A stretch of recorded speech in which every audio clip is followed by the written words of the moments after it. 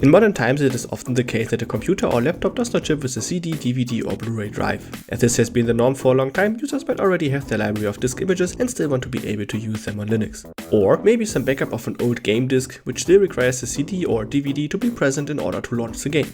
Hi, my name is Vortex Acherontic, and today we will learn how to create, use and even convert disk images between different formats on Linux using only graphical tools. The command line way of doing so I will cover in a different video. Create disk images.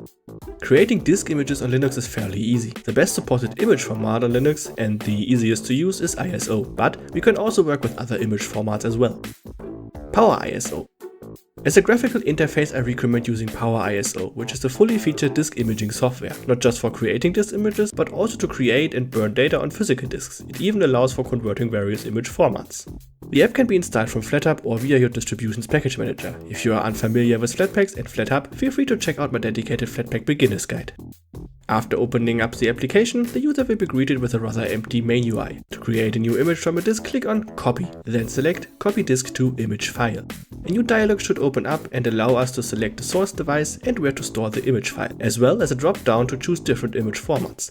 But we like to use ISO here as it has the best compatibility. Then hit OK and wait for the process to finish. Congratulations, we have created our first disk image on Linux. Mounting disk images. To use the disk image to read the actual data which it contains, we need to mount them. By this, we can also make use of graphical tools. GNOME Disk Utility. Some desktop environments do provide image mounting tools themselves.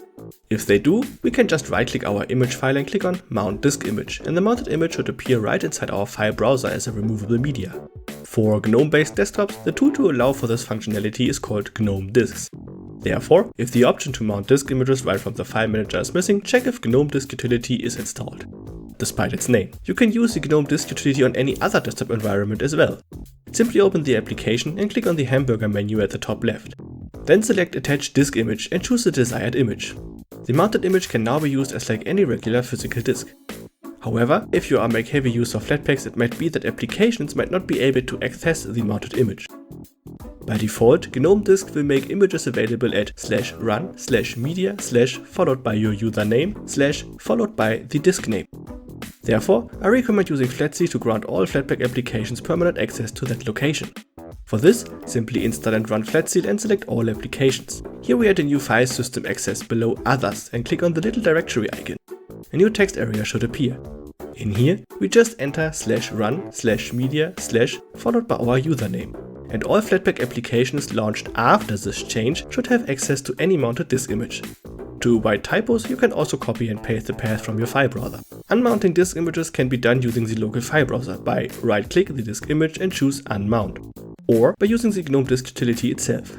Simply select the mounted image and click on the eject icon inside the header bar. Converting image formats. Assuming you may already have a set of image files and want to make use of them on Linux, it is probably the best to convert them into the ISO format.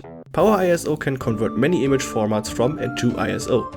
Simply open up Power ISO and choose Convert. A new window should appear allowing to select the source image and where to store the converted image, as well as the image format of the converted file. As of making this video, Power ISO can convert Q/bin, DAA and ISO into each other formats. Outro. If you have other image formats not supported by Power ISO to convert, let me know in the comments, and I take a look and possibly make a follow-up video on how to convert more image formats on Linux. Thank you for watching and see you in the next video.